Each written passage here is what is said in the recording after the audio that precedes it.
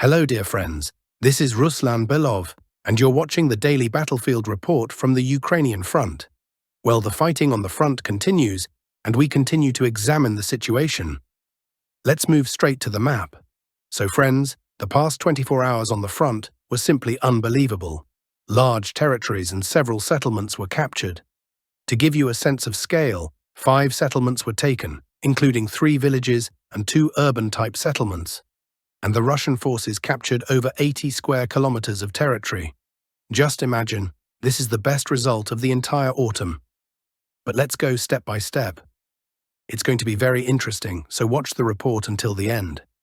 Let's begin with the area of responsibility of the Vostok East grouping. Once again, they have taken another village, this time in the Dnipropetrovsk region. Have a look. The troops advanced along a sector 5.6 kilometers wide and captured the village of Radostnoye. Moreover, the AFU didn't put up any significant resistance here. Russian troops entered the village on the 20th, and already yesterday, on the 21st, objective control footage was published with flags raised in different parts of the village, confirming firm control over the settlement. There was also footage showing Ukrainian soldiers fleeing in haste. But Russian drone operators eventually struck them, so the fighting lasted just one day. And by the way, Radostnoye is the 30th settlement captured by the Russian army in the Dnipropetrovsk region, a kind of anniversary number, and certainly not the last. Right now, fighting is underway on the northern approaches to the village of Tikoye, and battles are also ongoing near Otradnoye. And of course, Russian forces will eventually force the Haicha River. So the advance in the Dnipropetrovsk region is continuing. And if Zelensky wants to keep fighting and refuses to accept a peace plan, then just imagine how many settlements will be under Russian control in the Dnipropetrovsk region a year from now. Now, regarding the Zaporizhia region, as you can see on the map, today Russian forces captured the settlement of Novoye Zaporizhia. Fighting is moving northward toward Gulyai-Pol, and it's clear that the Russian army has begun gradually securing positions along the Hanchel River. Soon all the nearby settlements, Dobropolye, Varvarovka, and Zelenoye, will be under Russian control. The width of the Russian breakthrough westward here is over 20 kilometers. There is a real possibility that Russian troops may advance not only south toward Gulyai-Pol, but also further west, breaking through the Ukrainian defensive line along the Hanchel River, a line the Ukrainian forces are relying on to stop the Russian army. Whether they can succeed, we will see soon enough. Battles for the nearby villages have already begun. In the Gulyai-Pol area itself, the situation remains unchanged. Heavy fighting continues for the village of Zelyony High. I saw questions in the comments asking whether Gulyai-Pol will be taken by the end of the year. Chances are low. I think this is already a prospect for next year, somewhere in January-February 2026. Unless, of course, a ceasefire is established before then, which looks unlikely. So January-February is when battles for Gulyai-Pol are most likely. Meanwhile, Russian aviation is actively striking AFU fortifications in Gulyai-Pol, reducing them to dust. Moving on the Pokrovsk axis, a critically important development took place over the past day. The most powerful AFU stronghold on the western flank, the Pokrovskaya mine, has been captured.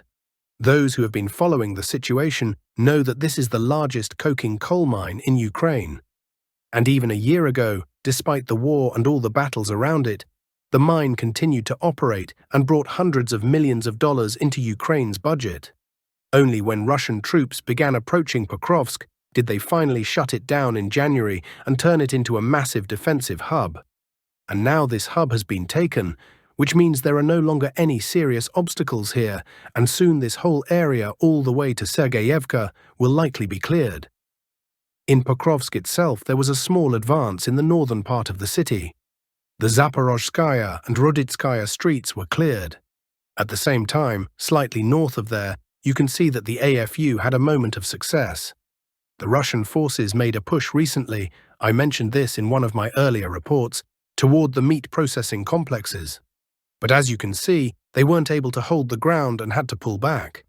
However, the Russian army now has real progress in Rodinskoye, in the western part of the town, in the center, and in the northern area as well.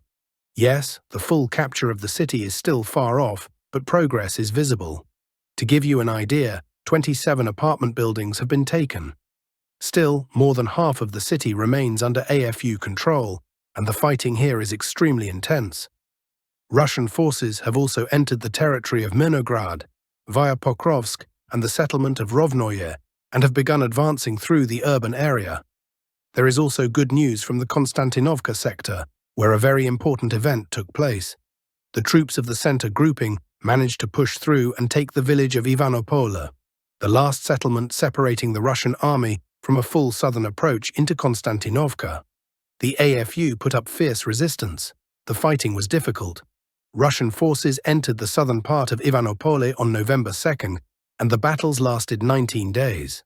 In the end, as you can see, the troops not only secured Ivanopole, but also managed to reach the outskirts of Kostyantynivka along the railway.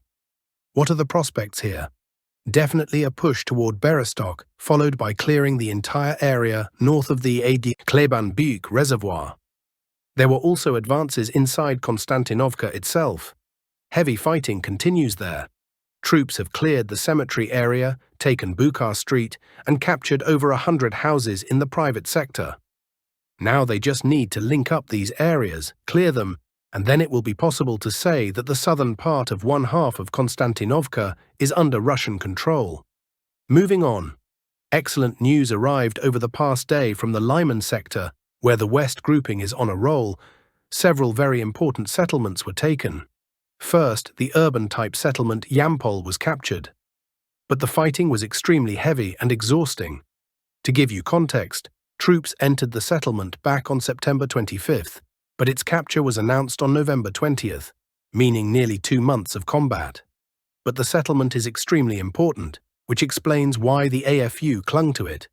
Control over Yampol means not only a major logistics and resource accumulation hub, given its size, but also control over the Lyman-Seversk highway. Now this control is effectively secured. However, as you can see, the troops didn't just capture Yampol, they also cleared a huge territory east of the village. In other words, they cleared the entire pocket between Yampol and Dronovka, along the Siversky Donets River. On this section alone, the troops took over 30 square kilometers under control. What comes next? Of course, the physical cutting of the highway and advancing toward Ozyornoye, followed by battles for Ozyornoye. By the way, Russian reconnaissance sabotage groups have already been spotted there, according to Ukrainian military sources. There has also been major progress north of Lyman. Russian forces finally pushed through Stavki and cleared all the territory to the east of the village, right up to Zaraknoye. And what does this give us now? It gives a direct northern approach to Lyman. So the fortifications were the last obstacle, and now that obstacle is gone. The path to the northern part of Lyman is open, and from the current positions it's less than 3.5 kilometers to the city. And let me remind you that Russian forces have already entered Lyman itself, and there is fighting going on there. If an additional advance and capture from the north happens, Lyman will, of course, be in serious trouble. Meanwhile, the Ukrainian armed forces are also facing problems to the northwest of the city.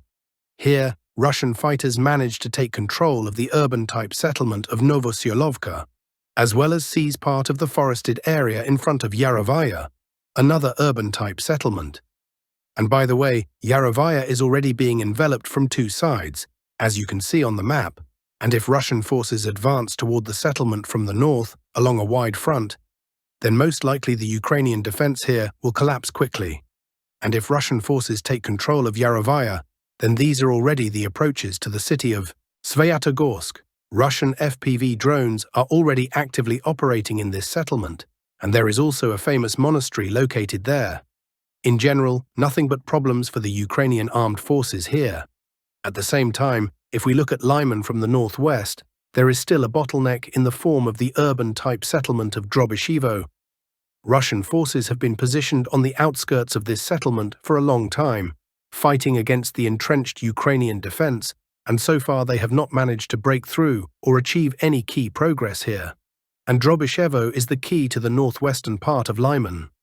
Moving on, I know many are wondering about Kupiansk, but a day has passed and no confirming footage showing that the city is fully under control has appeared.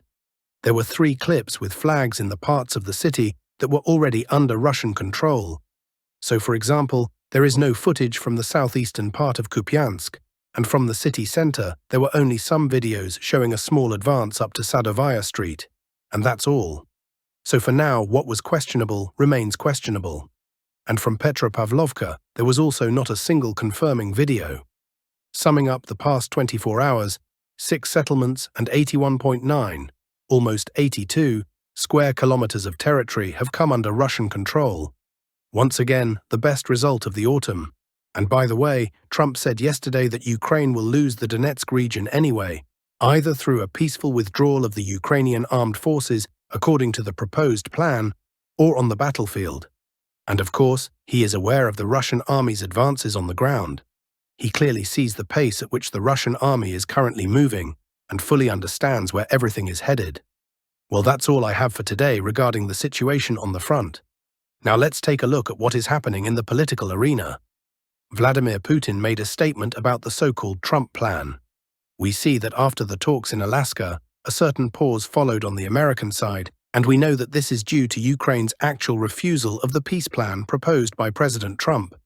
I believe that is precisely why a new version appeared, essentially a modernized plan consisting of 28 points.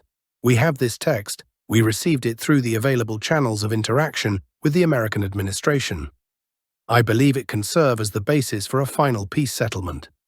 If Kiev does not want to discuss President Trump's proposal and rejects it, then both they and the European warmongers must understand that what happened in Kupiansk will inevitably repeat itself in other key sectors of the front.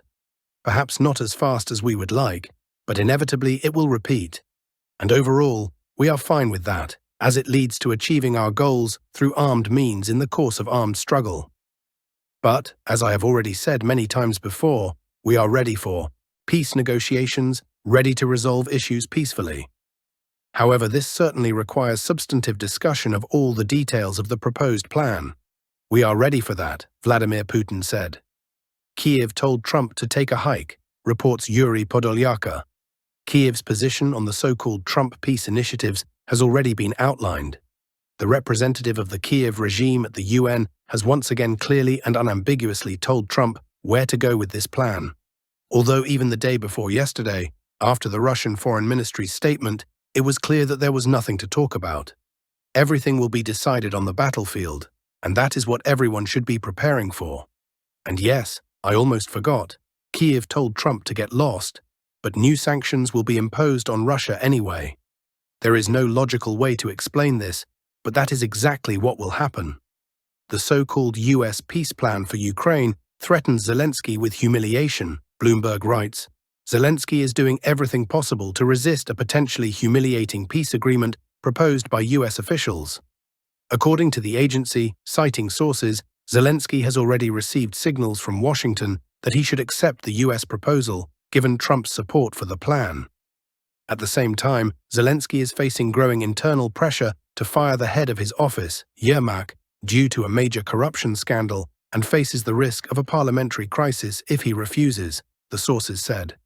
And let us remind you that Zelensky refused to fire Yermak, while the globalists launched an attack, now presenting yet another anti-peace plan, the essence of which is simply to derail the peace initiative, since it will undoubtedly include red lines for the Kremlin. Nothing new. These guys are working according to their playbook, adding the topic of legitimacy.